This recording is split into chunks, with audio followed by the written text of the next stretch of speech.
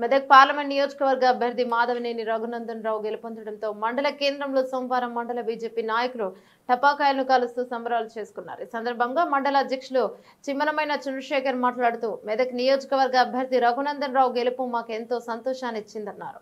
దేశంలో బీజేపీ ప్రభుత్వం ఏర్పడబోతోందని ముచ్చటగా మూడవసారి ప్రధానమంత్రి నరేంద్ర మోదీ ప్రమాణ స్వీకారం చేయబోతున్నందుకు ఆనందంగా ఉందన్నారు.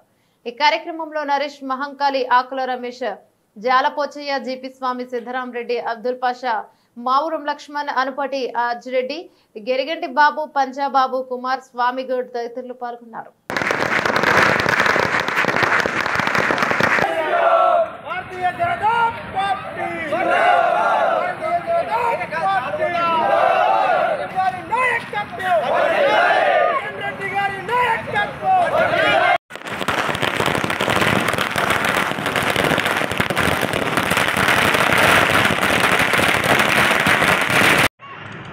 ఎన్నికల ఫలితాల్లో భారతీయ జనతా పార్టీ భారతదేశ వ్యాప్తంగా అఖండ మెజార్టీ సాధించి మన నరేంద్ర మోడీ గారు మూడోసారి ప్రధానమంత్రి కాబోతున్నారు.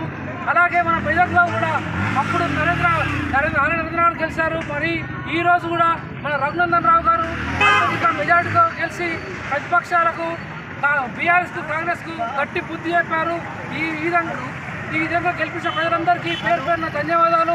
అలాగే భారతీయ జనతా పార్టీ రాష్ట్రంలో కూడా రాబోయే ఎన్నికల్లో భారతీయ జనతా పార్టీ ప్రతి ఒక్క గ్రామంలో కూడా లీడ్ ఇస్తుందని, ఎంపీటీసీ కానీ ప్రతి ఒక్క లోకల్ బాడీస్లో కూడా భారతీయ జనతా పార్టీ భారీ మెజార్టీతో గెలుపొందించాలని చెప్పేసి ప్రజలందరినీ వేడుకుంటున్నాము.